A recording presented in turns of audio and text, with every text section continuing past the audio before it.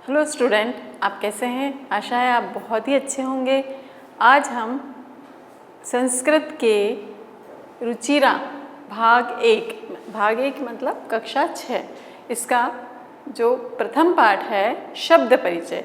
तो शब्द परिचय को पुरानी किताबों में अकारांत पुल्लिंग के नाम से भी दिया हुआ है, तो कोई ये ना सोचे कि नहीं ये नया है, ऐसा कुछ भी नहीं है। तो शब्द परिचय का केवल हम परिचय पढ़ेंगे, जिसमें सबसे पहले मैं आपको उच्चारण पूर्णतः बताऊंगी, क्योंकि पुल्लिंग शब्द परिचय मैंने आपको बताया अभी कि ये अकारांत पुल्लिंग है। जब हमको अकारांत पुल्लिंग क्या होते हैं या उसको नहीं पढ़ते आएगा तो हम कैसे करेंगे। तो सबसे पहले उच्चारण। छात्र, जैसे हम हिंदी में वाचन क्रिया करते हैं वैसे ही संस्कृत में भी वाचन क्रिया होगी, पर यहाँ पर 2 विसर्ग लगे हुए हैं तो इसको हम ह प्रोनाउंस करेंगे या ह बोलेंगे। छात्र यानी छात्र या विद्यार्थी। गज यानी हाथी। घट यानी घड़ा। शिक्षक अध्यापक। मयूर मोर। अश्व घोड़ा। शुक तोता। मूषक चूहा। चंद्र चांद। तो ये जो पुल्लिंग शब्द है इसको पहले आपको अच्छे से पढ़ना है, और इसमें जो विसर्ग लगे हुए हैं उसको हम ह ऐसा पढ़ते हैं, लेकिन लिखते समय आपको ह लिखना नहीं है, 2 बिंदी लगाना। अब पुल्लिंग। अब आप लोग ये सोच रहे होंगे कि टीचर एकदम से पुल्लिंग बता रही है, तो आपको ये पता है कि संस्कृत में कितने लिंग होते हैं? शायद आपने पिछली क्लास में पढ़ा होगा, लेकिन फिर भी मैंने आपको परिचय के लिए वहाँ पर लिखकर बताया हुआ है लिंग। लिंग कौन से हैं? पुल्लिंग, स्त्रीलिंग, नपुंसकलिंग। 3 लिंग होते हैं, लेकिन हम आज केवल पुल्लिंग के बारे में पढ़ेंगे। पुल्लिंग मतलब आपने देख ही लिया होगा कि जिससे पुरुष जाति का बोध होता है या पता चलता है वो होता है पुल्लिंग। ऐसे ही स्त्रीलिंग से स्त्री जाति का बोध होता है, और नपुंसकलिंग से नॉन लिविंग थिंग का बोध होता है।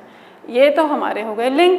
लेकिन क्या केवल एक ही वर्ड से या एक ही शब्द से पूरा वाक्य बनता है या समाप्त होता है? ऐसा नहीं है। संस्कृत में भी आपको उसके भाग देखने पड़ेंगे।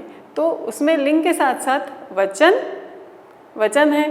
प्रथम वचन है एक वचन, द्विवचन, बहुवचन। वचन जो होते हैं वो एक के लिए एक वचन होता है, द्विवचन 2 के लिए होता है, और 2 से अधिक के लिए बहुवचन होता है। तो ये तो हमको गिनती से समझ में आ जाता है। और अब बीच में लिखा हुआ है पुरुष, प्रथम पुरुष, मध्यम पुरुष और उत्तम पुरुष।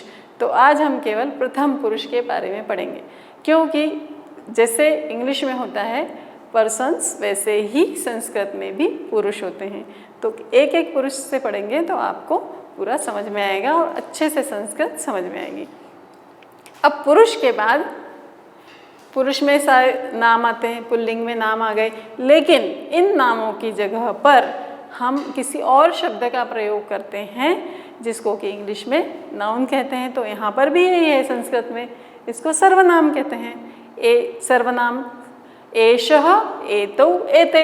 अब यहाँ पर 3 क्यों लिखे हुए हैं? क्योंकि ये तीनों वचन में हैं। एषः यह अकेला, एतौ ये 2, एते ये सब। ऐसे ही वह के लिए भी सह वह अकेला, जैसे अकेला लड़का है, तौ वे 2 और ते वे सब।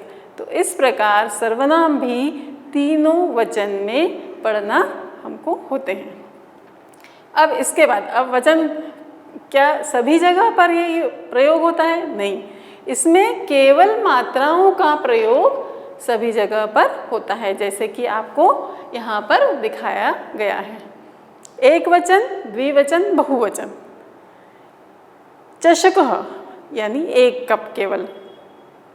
चषकौ 2 कप। चषकः बहुत से कप।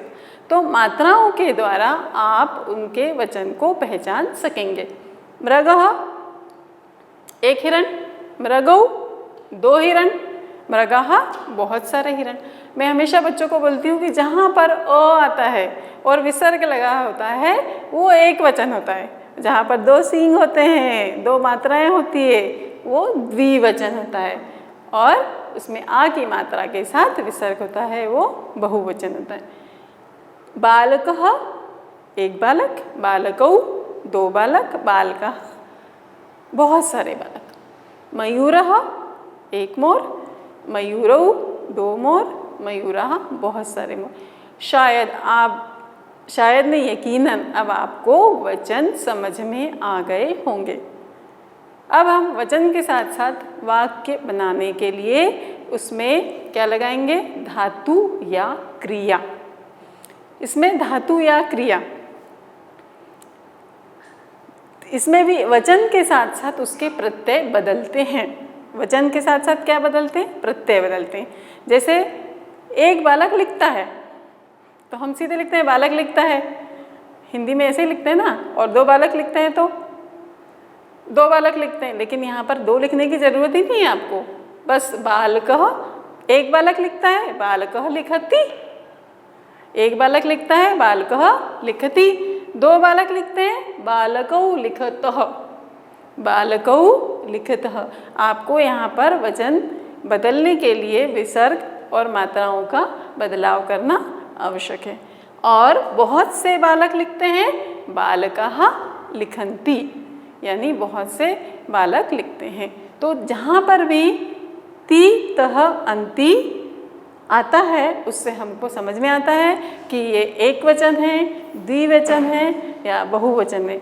इसके आगे हम अपना अध्याय पढ़ेंगे। बच्चों, मैंने आपको प्रथमः पाठः शब्द परिचय, जिसको कि अकारांत पुल्लिंग भी बोलते हैं, उसका परिचय पहले वीडियो में बताया था। अब यहाँ हम पाठ को पढ़ेंगे। एषः, एषः यानी यह, यह। कः, कः यानी कौन, कः यानी कौन। एषः कः, यह कौन है या यह क्या है, ये प्रश्न। ये दो ही शब्दों से एक हमारा संस्कृत का वाक्य बना। तो इसको कैसे पढ़ेंगे? एषः कः, यह क्या है। एषः चषकः, यह कप है। आप सबके पास तो किताब तो होगी, तो किताब में से जो आपको पिक्चर भी दिए हुए हैं, चित्र दिए हुए हैं, तो आप इसको पढ़िए। आप इसको बार बार देखेंगे तब आपको समझ में आएगा। एषः का अर्थ मैंने आपको बताया है क्या है, यह, यह क्या है। यह कप है, कप को क्या बोलते हैं? चषकः। एषः चषकः। अगली लाइन देखिए, किम। अब किम आपके लिए नया शब्द है। किम का अर्थ होता है क्या। किम का क्या अर्थ होता है? क्या। किम, यहाँ पर क्या को किम कहा जाता है। किम एष बृहत, बृहत, बृहत यानी बड़ा, बृहत यानी बड़ा। तो इस लाइन का अर्थ हुआ क्या यह बड़ा है। ये आपसे प्रश्न पूछा गया है। फिर अगली लाइन है न। हिंदी में भी न को नहीं बोलते हैं, यहाँ पर भी न बोलते हैं। न एषः लघु, लघु यानी छोटा, लघु यानी छोटा। आपको संस्कृत में हर एक छोटे शब्द का अर्थ पता होना चाहिए, तब आपको उस पूरी लाइन का या पूरे वाक्य का अर्थ समझ में आएगा। फिर से देखिए, एषः कः, यह क्या है। एषः चषकः, यह कप है। किम एषः बृहत्, क्या यह बड़ा है। न एषः लघु, नहीं यह छोटा है। इसके लिए आपको पाठ भी पढ़ना होगा और कॉपी में ये इसके साथ साथ इसका हिंदी लिखना होगा। हिंदी तो जब मैं समझा रही हूँ तो आप उसको सुनकर लिख सकते हैं, और उसको जब बार बार पढ़ेंगे तो आपको पूरा क्लियर हो जाएगा। अब सेकंड, सह कह। अब सह का मीनिंग इसके पहले वाले वीडियो में बताया मैंने आपको। सह यानी वह, वह। कह का मीनिंग या यहाँ बताया, या तो कौन होता है या क्या होता है। तो सह कह, वह कौन है। सह कह यानी वह कौन है। सह शौचिकः, फिर से कोई नया शब्द, जब तक इसलिए हमको शब्दार्थ पढ़ना ही है। शौचिकः यानी दर्जी, शौचिकः यानी दर्जी। दर्जी का चित्र आपकी पुस्तक में दिया गया है। सह शौचिकः यानी वह दर्जी है। शौचिकः किं करोति? दर्जी क्या करता है? दर्जी क्या करता है? किम सह खेलती? अब आपको यहाँ पर समझ में आ गया होगा, प्रत्यय जो मैंने बताया था कि ती लगता है, ती से एक वचन का पता चलता है। तो क्या वह खेलता है? आप लोग ये तो बता ही सकते हैं कि दर्जी खेलता है क्या? नहीं। न सह वस्त्रम सीवयति, नहीं, वह कपड़ों को सिलता है या कपड़ों की सिलाई करता है। वस्त्रम तो हिंदी में भी बोलते हैं वस्त्र को, कपड़े, लेकिन अच्छे इसमें वस्त्रम बोलते हैं। वस्त्रम सीवयति यानी कपड़े सिलता है। ये अब आपके 2 पैराग्राफ हो गए। थर्ड वाला देखिए, एतौ, यहाँ पर एषः, यह था एक वचन, एतौ, एषः यानी यह, एतौ यानी ये दो। ये दो कौन हैं? चित्र में देख रहे हैं आप, ये दो कौन हैं? एतौ शुनकौ स्तः, यह दो श्वान या कुत्ते हैं। यह दो क्या हैं? श्वान हैं। किम एतौ गर्जतः, क्या श्वान गरजते हैं या कुत्ते गरजते हैं? नहीं। कि न एतौ उच्चै बुक्कतः, नहीं, ये दो, एतौ का मतलब ये दो, उच्चै जोर से, बुक्कतः यानी भौंकते हैं। इस फिर से देखिए इसको, एतौ कौ, ये दो कौन हैं? एतौ शुनकौ स्तः। अब यहाँ पर स्तः लगा है, भी मैंने पिछले वीडियो में बताया कि जब दो वचन या द्विवचन का प्रयोग होता है तो इसका प्रत्यय बदल जाता है, एक वचन में ती लगता है और बहुवचन में तह लगता है। तो एतौ शुनकौ स्तः, तो यहाँ ये दो क्या है? श्वान हैं। किम एतौ गर्जतः, क्या यह गरजते हैं? न एतौ उच्चै बुक्कतः, नहीं, ये जोर से भूखते हैं या भौंकते हैं। तौ, तौ कौ, सह का द्विवचन, सह का द्विवचन, वह कौन है? यहाँ आएगा तो वे दो कौन हैं? वे दो कौन हैं? तौ बलिवर्दौ स्तः, वे दो कौन है? वे दो बैल हैं। खेत में काम करते हैं ना बैल, तो वो दो बैल ही लगते हैं, तो वो दोनों कौन हैं? वो दोनों बैल हैं। किम तौ धावतः, क्या वे दोनों दौड़ते हैं? क्या बैल दौड़ते ही रहते हैं? नहीं, सभी लोगों को पता है कि बैल क्या करते हैं।